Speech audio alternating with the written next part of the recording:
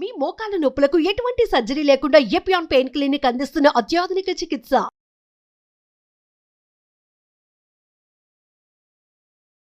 Hello viewers, welcome to Suman TV. Present మనతో పాటు ఉన్నారు కేజే రెడ్డి గారు. సో డాక్టర్తో మాట్లాడి ఈరోజు ఆర్థోపెడిక్ అనగానే మోకాళ్ళ సమస్యలు ఉన్న ప్రతి ఒక్కరు కూడా ఈ వీడియోని చూడడానికి ఇష్టపడతారు.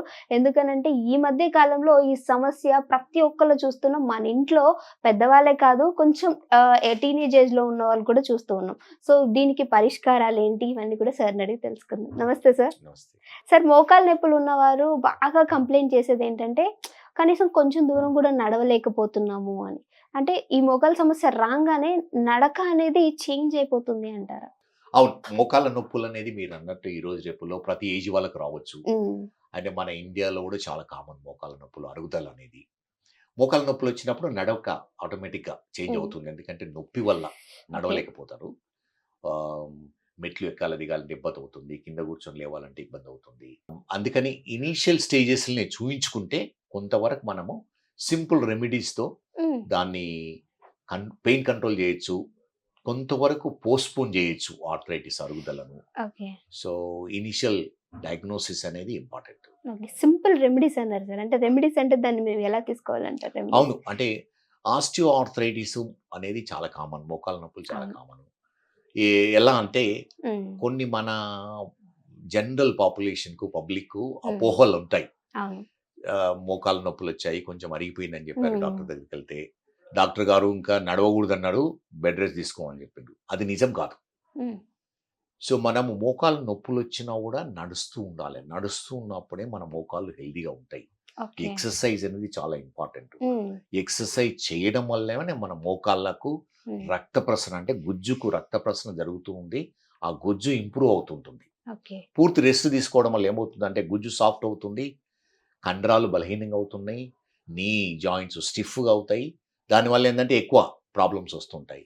సో ఎవరికైతే ఈ మోకాళ్ళ నొప్పులు ఇనీషియల్ అరుగుదల ఉందో రెగ్యులర్ ఎక్సర్సైజ్ అనేది చాలా ఇంపార్టెంట్. మన మోకాళ్ళు చుట్టూ ఉండే కండరాలను బలంగా పెట్టడం వల్ల ఏమవుతుందంటే మన మోకాళ్ళను హెల్ప్ చేస్తూ ఉంటుంది, కొంతవరకు ప్రొటెక్ట్ చేస్తూ ఉంటుంది. ఓకే సార్, బరువు ఉన్న వాళ్ళకి మోకాళ్ళ నొప్పులు వస్తాయి అని అంటారు. అంటే బరువు తగ్గిపోతే ఇప్పుడు సమస్య పోతుంది అని అనుకోవచ్చు అంటారా? అది కొంతవరకు నిజము, కానీ బరువు ఉన్నంత మాత్రాన మోకాళ్ళ నొప్పులు రావు. బరువుకు మోకాళ్ళ నొప్పులకు రిలేషన్ లేదు సైంటిఫికల్లీ. కానీ ఎవరైతే బరువు ఉన్నారో మోకాళ్ళ నొప్పులు సివియర్గా ఉంటాయి. కొంచెం అరుగుదలనే ఉన్న సివియర్గా ఉంటాయి. ఎందుకంటే మనం నార్మల్గా నడిచేటప్పుడు మోకాళ్ళ పైన ఏంటంటే 6 to 7 టైమ్స్ మన బాడీ వెయిట్ పడుతుంది. అంటే 50 kg ఉన్న వాళ్ళు 300 kilos వెయిట్ పడుతుంది. మన మసిల్ కంట్రాక్షన్ వల్ల అంత ఫోర్స్ జనరేట్ అవుతుంది మోకాళ్ళలో. సో ఎవరైతే బరువుగా ఎక్కువ ఉంటారో వాళ్ళకి ఎక్కువ ఫోర్స్ జనరేట్ అవుతుంది. సో ఎవరికైతే మోకాళ్ళ నొప్పులు వచ్చి అరుగుదల వల్ల బరువు ఉన్నారో బరువు తగ్గించడం వల్ల మోకాళ్ళ నొప్పులు తక్కువ అవుతాయి, అరుగుదల కూడా స్లో ప్రోగ్రెస్ కావడానికి ఉంటుంది. చాలా ఇంపార్టెంట్. అంటే మోకాళ్ళ నొప్పులు వచ్చిన వాళ్ళు బరువుగా ఉన్నవాళ్ళు బరువు తగ్గించడం అనేది చాలా ఇంపార్టెంట్. బరువు తగ్గించడం వల్ల వాళ్ళ ప్రాబ్లం తక్కువ అవుతుంది. ఓకే సార్, ఈ గుజ్జు గురించి మాట్లాడుకుంటూ ఉంటాం. సో ఇది ఏంటంటే కొంచెం ఏజ్ పెరిగిన వాళ్ళలో గుజ్జు అరిగిపోతుంది అంటారు. అంటే ఇప్పుడు టీనేజర్స్ లో కూడా ఏమన్నా ఆస్కారం ఉందా సార్? అంటే మనం లైఫ్ స్టైల్లో చేసే మిస్టేక్స్ వల్ల ఈ గుజ్జు అరిగిపోవడం, ఇలాంటి సమస్యలు? గుజ్జు అరిగిపోవడం అనేది ఏజ్ రిలేటెడ్. ఏజ్ రిలేటెడ్ అంటే ఎనీ ఏజ్ లో, ఒకసారి 40 years లోనే ఉంటుంది, ఒకసారి 60 years లో. మీరు ఊర్లలో చూసింటారు 80 years లో కూడా మోకాలు స్ట్రాంగ్ గా ఉంటాయి. సో ఇది కొంతవరకు సరిగా అర్థం చేసుకోలేదు సైన్స్ అనేది. కొందరిలో తొందరగా అరుగుతాయి, కొందరు లేట్గా అరుగుతాయి. అండ్ ఎలా ఉంటుందంటే జెనెటిక్స్ అనేది లేదు, అంటే జీన్ అనేది ఐసోలేట్ చేయలేదు. కానీ కొన్ని ఫ్యామిలీస్లో ఇన్సిడెన్స్ ఎక్కువ ఉంటుంది. ఫ్యామిలియల్ టెండెన్సీ అంటాం. కొన్ని ఫ్యామిలీస్లో ఆస్టియోఆర్థరైటిస్ ఎక్కువ ఉంటుంది. ఒకటి మీరు ఇంపార్టెంట్ క్వశ్చన్ అడిగారు. యంగ్స్టర్స్లో, యంగ్ లేడీస్లో కానీ మెన్లో కానీ 20s లో 30s లో మోకాళ్ళ నొప్పులు వస్తుంటాయి. స్పెషల్లీ మోకాళ్ళ ముందు, మోకాళ్ళ చిప్ప వెనకాల నొప్పి వస్తుంటుంది. దాన్ని ఏమంటామంటే కాండ్రోమలేషియా అంటాం. అది ఏమవుతుందంటే మెయిన్ కీలు కాకుండా మోకాళ్ళ చిప్ప వెనకాల గుజ్జు కొంచెం సాఫ్ట్గా అవుతుంది. సాఫ్ట్గా అవడం వల్ల ఏమవుతుంది, నొప్పి వస్తుంది, మెట్లు ఎక్కడ దిగడము, కింద కూర్చోవడం వల్ల నొప్పి వస్తుంది. దీన్ని కాండ్రోమలేషియా అంటాము. ఎందుకు వస్తుందో ఎవరికి తెలియదు. కానీ మెజారిటీ ఆఫ్ కాండ్రోమలేషియా పటెల్లా రిజాల్వ్ అవుతుంది స్పాంటేనియస్లీ. దానంతటది తక్కువవుతుంది చాలా వరకు. ఓకే. కానీ కొన్ని మనం జాగ్రత్తలు తీసుకోవాలి. ఉమ్, ఇంతకుముందు మీరు అన్నట్టు బరువు ఎవరు ఎక్కువ ఉన్నారో బరువు తగ్గించడము, మోకాళ్ళు అంటే స్పెషల్లీ థై మసిల్స్ వీక్ ఉన్న వాళ్ళు స్ట్రాంగ్ చేయడము, ఉమ్, రెగ్యులర్ ఎక్సర్సైజ్ చేయడము, ఎలాంటిదంటే సైక్లింగ్ కానీ స్విమ్మింగ్ కానీ చేయడం వల్ల ఏమవుతుందంటే స్ట్రాంగ్ అవుతుంటాయి. తర్వాత కొన్ని medication, simple medication, pain medication, కొన్ని కొలేజన్ ప్రోడక్ట్స్ ఉన్నాయి, చాలా ఉన్నాయి ఈ రోజు రేపల్లో. అకేషనల్లీ వీళ్ళకి ఏమి ఇస్తున్నాం అంటే పిఆర్పి ఇంజెక్షన్ సెలెక్టెడ్ పీపుల్లో ఇస్తాం. ఉమ్, కానీ పిఆర్పి చాలా ఎక్స్టెన్సివ్గా ఇస్తున్నారు ఈ రోజు రేపుల్లో. ప్రాబబ్లీ అందరికీ అవసరం ఉండదు. కమర్షియల్లీ చాలా అడ్వర్టైజ్ చేస్తూ ఉంటారు, కానీ ప్రాబబ్లీ అది నాట్ ట్రూ. సెలెక్టెడ్ పీపుల్లో ప్రాబబ్లీ ఇది యూస్ఫుల్ బెనిఫిట్ అవుతుంది. ఓకే. సెలెక్టెడ్ పీపుల్స్ లో మాత్రమే చూస్తాం. సార్ ఇప్పుడు మోకాళ్ళ నొప్పులు ఉన్న వారికి మీరు అన్నట్టు మెడికేషన్ ఇంపార్టెంట్. బట్ అలానే న్యాచురల్ గా తీసుకునే మన ఫుడ్ ఏదైతే ఉందో దాని నుంచి కూడా చాలా వరకు తగ్గించుకోవచ్చు అంటారు. అవును. సో ఈ ఆహారపు అలవాట్లు ఏ విధంగా ఉండాలి, ఏం తీసుకోవాలి అంటారు? అది కూడా ఇంపార్టెంట్ క్వశ్చన్. ఆహారం ఎలా ఉండాలంటే, ఒకటి మన మోకాలు గుజ్జు పెరగడానికి ఆహారం కావాలి, ఉమ్, మన మసిల్స్ స్ట్రాంగ్ అవ్వడానికి అలాగే. ఆహారం కావాలి, ఎముకలు స్ట్రాంగ్ అవ్వడానికి ఆహారం కావాలి. ఓకే. ప్లస్ మన బరువు ఎక్కువ ఉంటే బరువు తగ్గించడానికి కూడా ఆహారం, అంటే ఉమ్, ఈ ఫ్యాటీ ఫుడ్స్ వీటన్నిటిని మెయింటైన్ చేసుకోవాలి. చేసుకోవాలి. Um. Junk foods, fatty foods తగ్గించాలి. ఉమ్, గుడ్ ప్రోటీన్ తీసుకోవాలి, అంటే గుడ్ Mm. Quality protein. మనము డ్రై ఫ్రూట్స్ ఉంటాయి, తర్వాత meat, chicken, mutton, eggs. Egg Yes. Protein is very good. Egg వైట్లో మంచి ప్రోటీన్ ఉంటుంది. ఉమ్, నాన్ వెజిటేరియన్స్ ఎగ్ తినడం చాలా ఇంపార్టెంట్. అదేవిధంగా ప్లెంటీ ఆఫ్ వాటర్. వాటర్ అనేది Water. చాలా వరకు ఏంటంటే వేరియస్ రీజన్స్ వల్ల, సోషల్ కానీ పర్సనల్ రీజన్స్ వల్ల కొందరిలో వాటర్ ఇంటేక్ తక్కువ ఉంటుంది. ఎవరికైతే కిడ్నీస్ నార్మల్గా ఉండి హెల్దీగా ఉన్న వాళ్ళు ఎనఫ్ వాటర్ అనేది చాలా ఇంపార్టెంట్. ఎందుకంటే ఓకే. ఎనఫ్ హైడ్రేషన్ ఉన్నప్పుడే ఉమ్, మన మసిల్స్ స్ట్రాంగ్గా ఉంటాయి, అవును.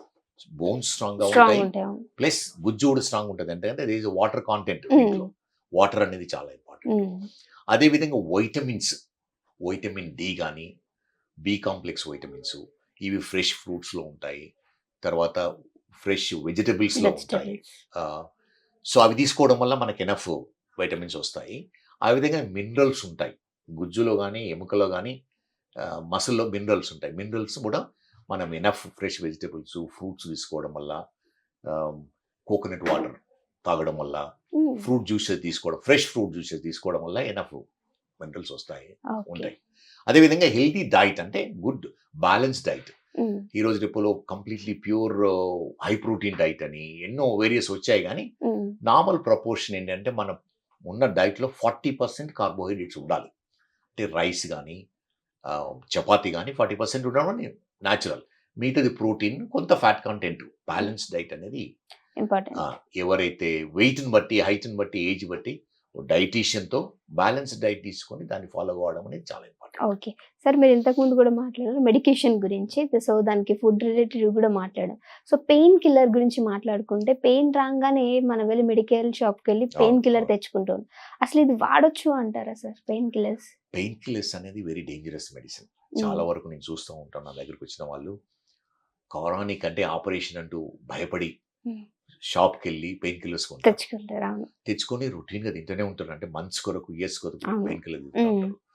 వాళ్ళలో చాలా మందికి ఏంటంటే కిడ్నీ డ్యామేజ్ అవుతుంది. Um, strong pain killers, regular pain killers తీసుకోవడం వల్ల ఏమవుతుందంటే పెయిన్ కంట్రోల్ అవుతుంది, కానీ కిడ్నీస్ డ్యామేజ్ అవుతాయి. చాలామంది కిడ్నీ డ్యామేజ్ అయ్యి డయాలిసిస్, కొందరు ఉమ్, కిడ్నీ ట్రాన్స్ప్లాంట్ స్టేజ్ కూడా వెళ్తారు. Oh.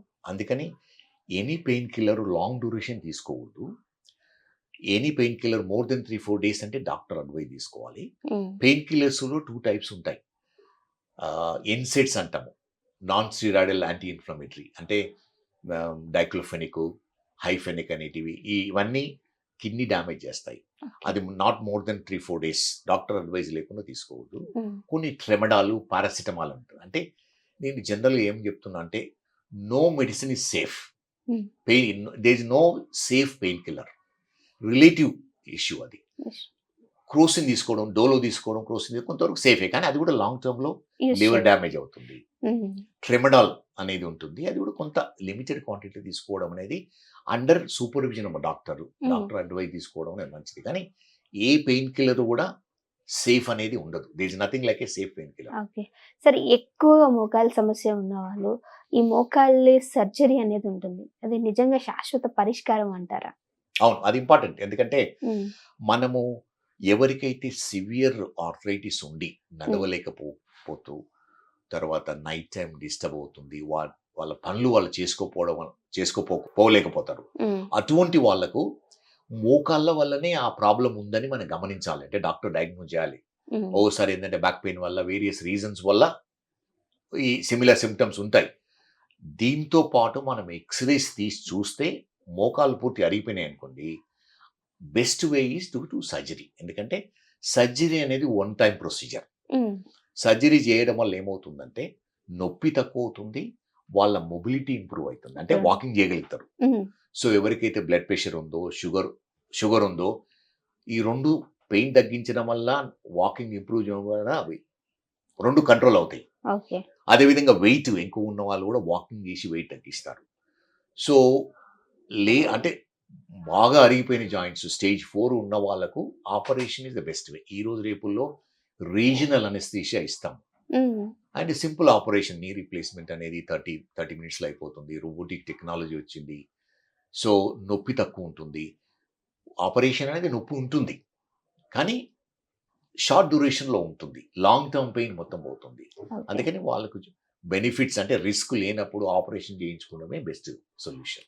Okay. Thank you so much sir. మంచి Thank you. ఇన్ఫర్మేషన్ ఇచ్చారు. Thank you.